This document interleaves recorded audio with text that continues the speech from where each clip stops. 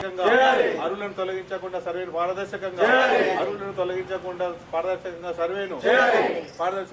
సర్వేను ఇందిరమ్మ పథకము నిబంధనల ప్రకారం సర్వేను ఇందిరమ్మ నిబంధనల ప్రకారం సర్వేను సర్వే ఫార్మేట్ లో ఉన్న ప్రకారం సర్వేను సర్వే ఫార్మేట్ లో ఉన్న దాని ప్రకారం సర్వేను అరువులను తొలగించేటువంటి అక్రమ పద్ధతి సర్వేను సమగ్రంగా పారదర్శకంగా సర్వేను ఇందిరమ్మ ఇంటి సర్వే ప్రొఫార్మాలో ఉన్న ప్రకారం సర్వేను పారదర్శకంగా సమగ్రంగా ఇందిరమ్మ ఇంటి సర్వే నమూనా ప్రకారం సర్వేను వెంటనే ఇలాంటి కొర్రీలు లేకుండా ఇందిరమ్మ ఇంటి సర్వేను సమగ్రంగా పారదర్శకంగా జిల్లాలే భారత కమ్యూనిస్ట్ పార్టీ ఇందిరమ్మ ఇల్లు కరెంటు బిల్లు ఉన్న ఇల్లు ఆదా బైనామా ఉన్న ఇల్లు అదేవిధంగా కరెంటు బిల్లు ఉన్న వారికి ఇందిరమ్మ ఇల్లు కరెంటు బిల్లు ఉన్న వారికి ఇందిరమ్మ ఇల్లు ఆదా బైనామా ఉన్న వారికి ఇందిరమ్మ ఇల్లు ప్రభుత్వ భూములో ఎలాంటి డాక్యుమెంట్ లేని అర్హత కలిగిన సొంత స్థలం కలిగిన వారికి ఇందిరమ్మ ఇల్లు అరువులను తొలగించకుండా సర్వేను పారదర్శకంగా సర్వేను ఇందిరమ్మ పథకము నిబంధనల ప్రకారం సర్వేను సర్వే ఫార్మేట్ లో ఉన్న ప్రకారం సర్వేను అరువులను తొలగించేటువంటి అక్రమ పద్ధతులు ఉన్నాయని మేము అనుకుంటున్నాం. అందుకని మీరు ఈ సర్వేను ఆపి మీరు పై అధికారులకు మా యొక్క 22వ వార్డు 36వ వార్డు సిపిఐ కౌన్సిలర్లు ప్రొటెస్ట్ చేసిందని చెప్పి దాని తర్వాతనే మీరు నిర్ణయం తీసుకుని అప్పటిదాకా మాత్రం దయచేసి ఆ రకంగానే చేయండి. కానీ అట్లా సర్వే కాకుండా ఇప్పుడు కేవలం పట్టా ఉన్నది అనే వాళ్ళకి కాకుండా ఇవాళ 22తో పాటు మైబాద్ మున్సిపాలిటీ పరిధిలో పూట ఉన్నటువంటి వాళ్ళందరూ కూడా ప్రభుత్వ స్థలాల్లో ఉన్నారు.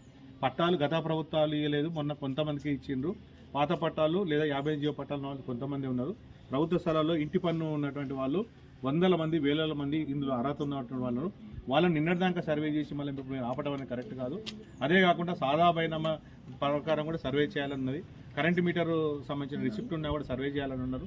వీటితో పాటు వాళ్ళ సొంత ప్రభుత్వ స్థలం అయితే ఇలాంటి డాక్యుమెంట్ లేకున్నా కూడా వాళ్ళ సర్వే చేసి అర్హత చేయాల్సిన బాధ్యత ప్రభుత్వం మీద. ఎందుకంటే గతంలో కూడా ఇందిరమ్మ ఇల్లు ఇచ్చినప్పుడు కూడా డాక్యుమెంట్ లేకపోతే వాళ్ళే నివేశన స్థలాలకు సంబంధించిన పేపర్ను వాళ్ళే ఇచ్చి ఎందుకంటే ప్రభుత్వమే కాబట్టి అర్హత ఉన్నది, స్థలం ఉన్నది. స్థలానికి సంబంధించిన డాక్యుమెంట్లు లేవనే పేరు మీద మాత్రం మీరు వాళ్ళ యొక్క అర్హత ఉన్నటువంటి వాళ్ళను ఇందిరమ్మ ఇళ్లకు అర్హత జాబితాలో కూడా తొలగించకుండా ఈ ఫార్మేట్ కూడా మీకు డైరెక్ట్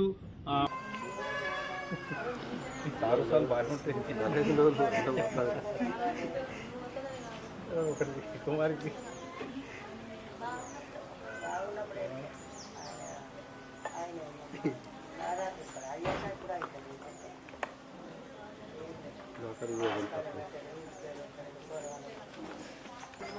మహబాద్ మున్సిపాలిటీ పరిధిలోని 22వ వార్డు పరిధిలో ఇందిరమ్మ ఇంటింటి సర్వే వార్డు ఆఫీసరు, అదేవిధంగా కౌన్సిలర్గా, వార్డు చైర్మన్గా నేను కూడా పార్టిసిపేట్ చేయడం జరిగింది.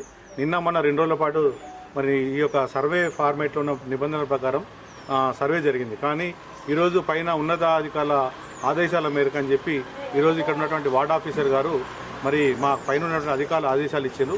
కేవలము మరి రిజిస్ట్రేషన్ డాక్యుమెంటు, అదేవిధంగా ప్రభుత్వ స్థలాల్లో ఇంటి పట్టా ఉన్నటువంటి 58 జీవో కానీ గతంలో ఉన్న పట్టాలు మాత్రం ఇచ్చిన వాళ్ళకే మాత్రమే మేము సర్వే లోపల ఎలిజిబిలిటీ చేస్తామని చెప్పడంతో మరి ఇక్కడ ఈ కొండపల్లి గోపాలన్న కాలనీ 22వ వార్డుతో పాటు మహబాద్ మున్సిపాలిటీ పరిధిలో 1000 ఇండ్ల లోపల ఉన్న ప్రభుత్వ స్థలాల్లో ఉన్నాయి. వాటన్ని కూడా మీరు రిజెక్ట్ చేస్తే అరువులకు కొర్రీలు పెడితే ఎట్లా అని చెప్పి అన్నాను. ఇందులో మీ ప్రభుత్వం నుంచి వచ్చినటువంటి ఫార్మేట్లోనే క్లియర్గా ఇందులో ఉండటం జరిగింది. ఇక్కడ చూపెడుతున్నాం. అంటే దేవుడు వరం ఇచ్చిన పూజారి అడ్డపడ్డ చందంగా ఇక్కడ ఉన్నటువంటి దాంట్లో క్లియర్గా సాదా బైనామా, ఇక్కడ ఒకసారి జూమ్ చేసి సాదా బైనామా లేదంటే ప్రాపర్టీ ట్యాక్స్, అదేవిధంగా ఎలక్ట్రిసిటీ సంబంధించిన బిల్లు ఉన్నా కూడా, సాదా బైనామా ఉన్నా కూడా, ప్రాపర్టీ ట్యాక్స్ ఉన్నా కూడా ఇక్కడ ఎలిజిబిలిటీ చేయాలని చెప్పి ఉన్నప్పటికీ కూడా కేవలము రిజిస్ట్రేషన్ డాక్యుమెంట్ ఉన్న పట్టా భూములు, అదేవిధంగా ఏదైనా ప్రభుత్వం నుంచి వచ్చిన వాళ్ళకే మాత్రమే అర్హత చేస్తానంటే మెజార్టీగా వందల సంఖ్యలో వేల సంఖ్యలో లోపల ఈ యొక్క ఇందిరమ్మ ఇళ్లకు సంబంధించినటువంటి అర్హత కోల్పోయేటువంటి అవకాశం ఉంది. ఫస్ట్ అసలు అరువుల ఎంపికలో అంటే ఈ నిబంధనల ప్రకారం ఈ ఫార్మేట్ ప్రకారం చేయాలని చెప్పేసి మేము డిమాండ్ చేసాం. ఈ కొత్తగా కొర్రీ పెట్టి ఇక్కడ క్షేత్రస్థాయిలోనే మీరు ఏదో మరి దేవుడు వరం ఇచ్చిన పూజారడ్డం బట్టి ఇక్కడ ఎందుకు వీళ్ళందరినీ కూడా రిజెక్ట్ చేస్తున్నారని చెప్పి అడగటం జరిగింది. దాంతో ఇట్లాంటి చేసేటువంటి సర్వేను మీరు ఇక్కడ నిర్వహించద్దు, ఈ ఫార్మేట్లో ఉన్న ప్రకారం ప్రభుత్వం ఇచ్చిన గైడ్లైన్స్ ప్రకారము దాన్ని చేయాలని చెప్పి, లేకపోతే ఆపాలని చెప్పేసి మేము అడ్డుకోవడం జరిగింది. కౌన్సిలర్గా, సిపిఐ పార్టీ ఫ్లోర్ లీడర్గా, అదేవిధంగా ఈ యొక్క వార్డు చైర్మన్గా మా ప్రాంతంలో ఉన్నటువంటి లబ్ధిదారుల యొక్క ఎంపిక జాబితాలో కూడా జరిగేటువంటి పారదర్శకంగా కానీ నిబంధనలు వ్యతిరేకంగా జరిగేదాన్ని ప్రశ్నిస్తూ మీ అందరం కూడా ఇక్కడ అధికారులను సర్వేను అడ్డుకోవడం జరిగింది.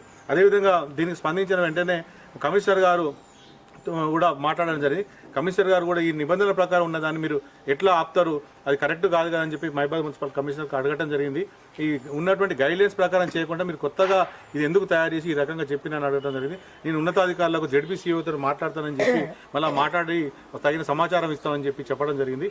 ఈ రకంగా అంటే ఎవరికి వాళ్ళు ఇష్టారీతిన ఇక్కడనే కిందనే ఫిల్టర్ చేసి కిందనే అరులకు ఇందిరమ్మ ఇండ్లు వచ్చి పక్కన పెడితే అసలు ఆ అర్హత ఉన్న వాళ్ళ యొక్క జాబితా తయారులో కూడా నిబంధనల ప్రకారం చేయకపోవడం వల్లనే మేము అడ్డుకోవడం జరిగింది. ఇప్పటికి కూడా మేము మరి ప్రభుత్వం ఒకటి తెలుస్తా అంటే అధికార యంత్రాంగం ఇష్టారీతిగా నిబంధనలను తూట్లు పడిచే పద్ధతి లోపల అరువులో పోయే విధంగా చేయవద్దని చెప్పేసి ఈ సందర్భంగా డిమాండ్ చేస్తున్నాం.